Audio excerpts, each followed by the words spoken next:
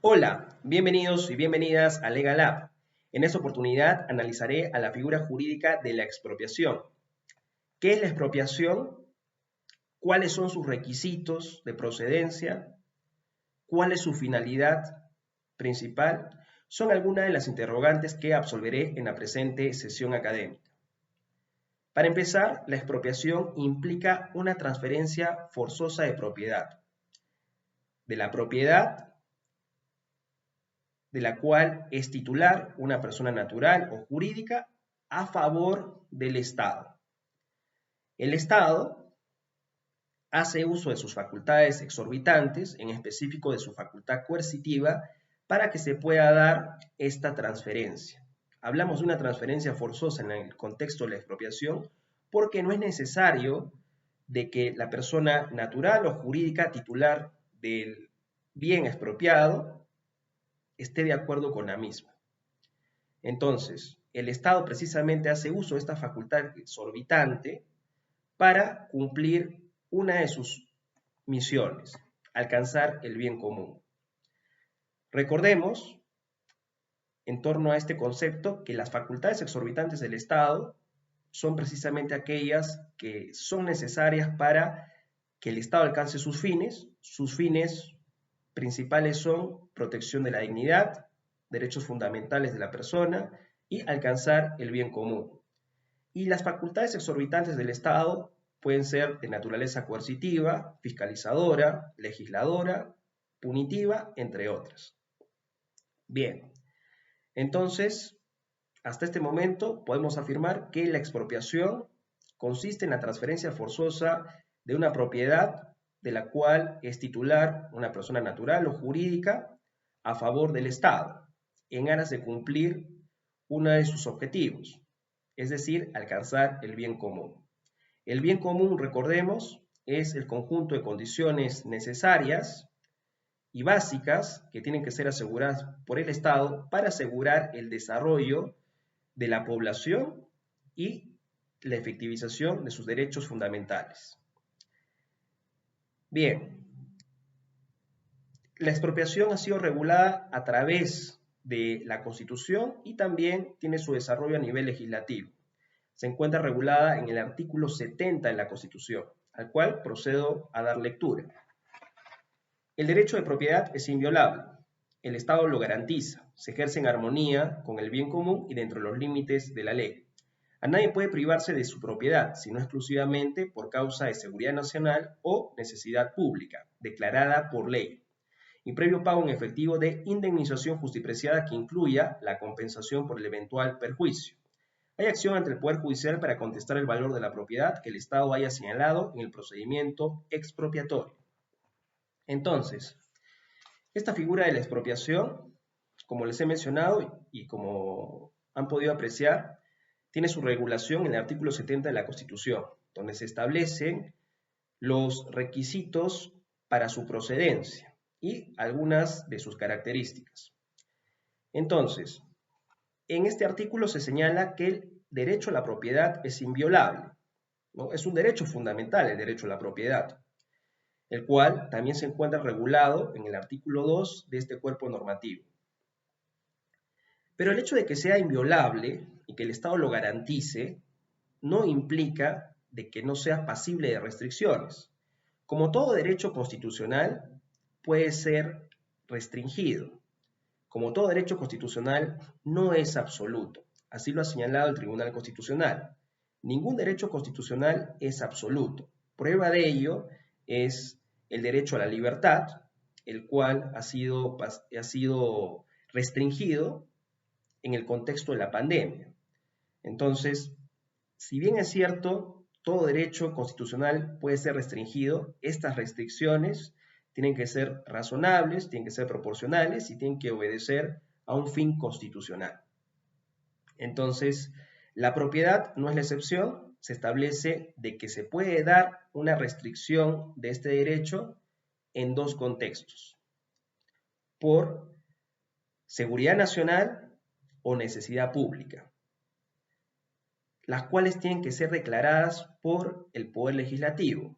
Es decir, el Poder Ejecutivo no puede establecer de forma unilateral la viabilidad de una expropiación, sino que es necesario que el Poder Legislativo intervenga y establezca si efectivamente estamos en un escenario de necesidad pública o en todo caso de seguridad nacional que haga viable la procedencia de la expropiación en determinado caso. Entonces, ese es otro aspecto importante para entender la expropiación. Es necesario de que intervenga el Poder Legislativo para que establezca si se está produciendo alguno de los dos escenarios en los cuales se da la restricción del derecho a la propiedad, ya sea a través de la seguridad nacional o necesidad pública. Bien, también en este artículo 70 se señala que previa expropiación se tiene que realizar el pago del justiprecio por parte del Estado a favor de la persona o personas afectadas. Entonces, el justiprecio es el valor de mercado en el cual se encuentra cotizado la propiedad, el valor de mercado. Y también está constituido por la indemnización por los daños ocasionados que puedan haber surgido, como podría serlo el lucro cesante, ¿no? Entonces, si una propiedad está tasada en el mercado, digamos, en 300.000 soles, el Estado tendrá que pagar ese valor por esa propiedad, en este caso un bien inmueble. Pero si esa propiedad, que digamos es un bien inmueble, en el ejemplo, no solamente cumple las veces de propiedad, de bien inmueble, sino también es el lugar donde un grupo de personas desarrolla una actividad laboral. Entonces, en ese contexto se va a producir lo que se denomina lucro cesante. Entonces, el Estado no solamente tendrá que pagar el valor de mercado por la propiedad en esa transferencia forzosa, sino que también tendrá que pagar la indemnización por el lucro cesante. Ahora, es importante destacar que al ser una transferencia forzosa, obviamente la persona o personas afectadas con dicha transferencia no pueden oponerse a esta a través de un proceso judicial, pero sí pueden cuestionar el justiprecio, es decir, la tasación de la propiedad.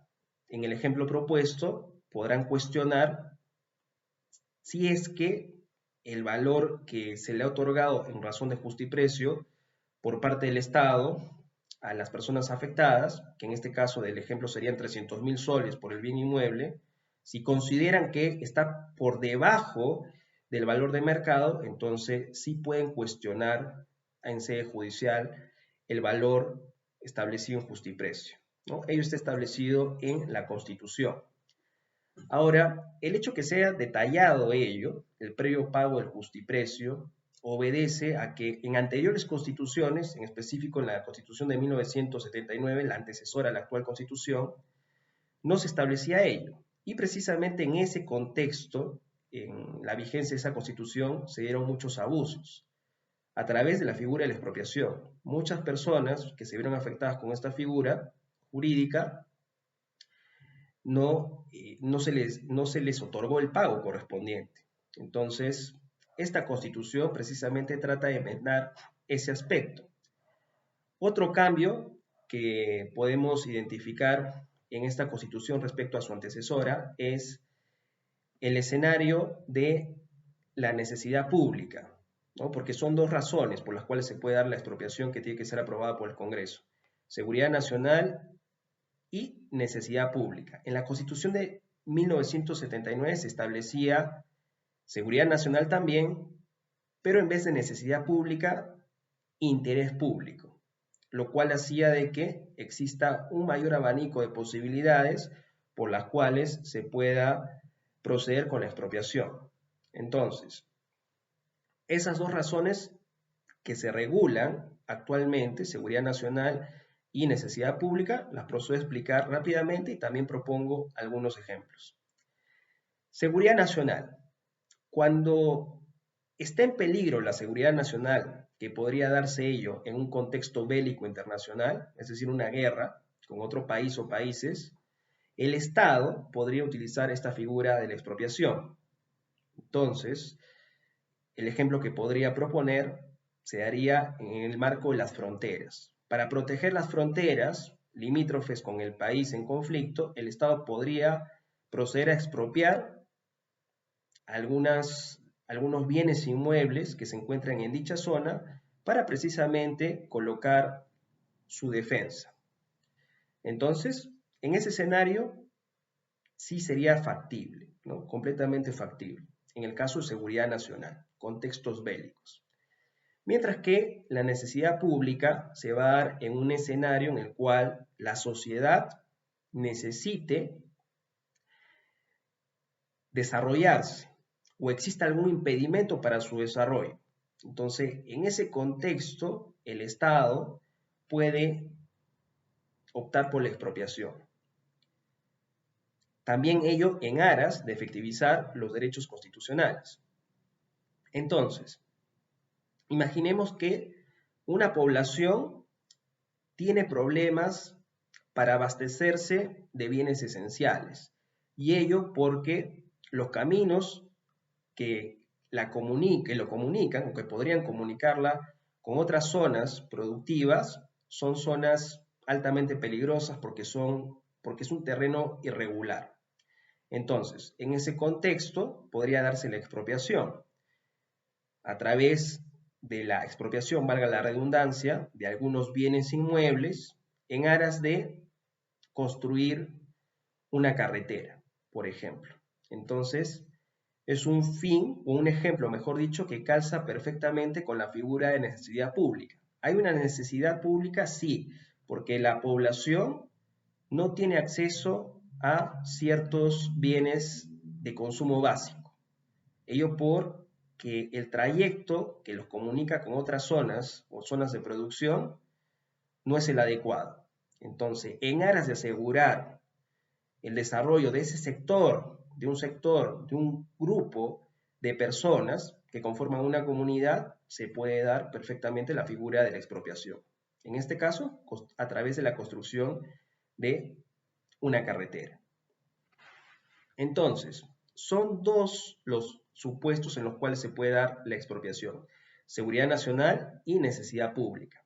Ahora, estos dos escenarios tienen que ser avalados por el Poder Legislativo. Entonces, a través de ley se decreta si existe una necesidad pública o, en todo caso, si existe un problema con la seguridad nacional.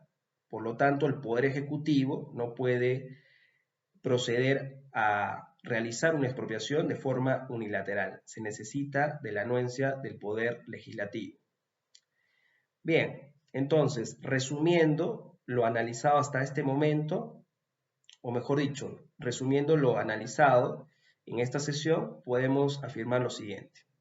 En primer lugar, la expropiación es una transferencia forzosa de propiedad y es factible en uso de las facultades coercitivas del Estado, todo ello en aras de asegurar el bien común de la sociedad. En segundo lugar, el derecho a la propiedad, siendo un derecho fundamental, es pasible de restricciones, como todo derecho fundamental. El derecho a la propiedad puede ser restringido por parte del Estado a través de la expropiación, todo ello en aras de asegurar el bien común en dos escenarios: seguridad nacional y necesidad pública.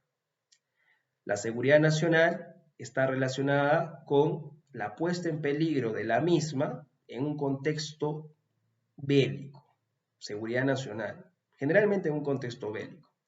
Está en peligro la soberanía, está en peligro la independencia, que son rasgos esenciales de nuestro Estado.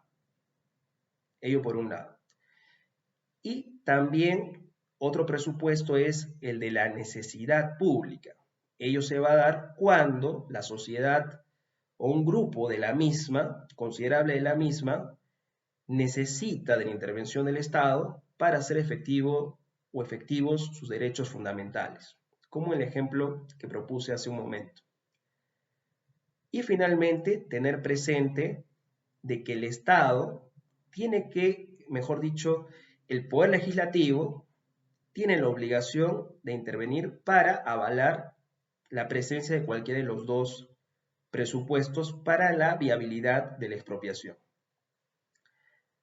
También recordar en esta síntesis de que la expropiación, al ser una transferencia forzosa, no puede ser cuestionada por parte de la persona o personas afectadas en sede judicial. También recordar que para que sea viable la expropiación, previamente el Estado tiene que otorgar un justiprecio. El justiprecio es el valor de mercado en el cual se encuentra tasada la propiedad. ¿Bien?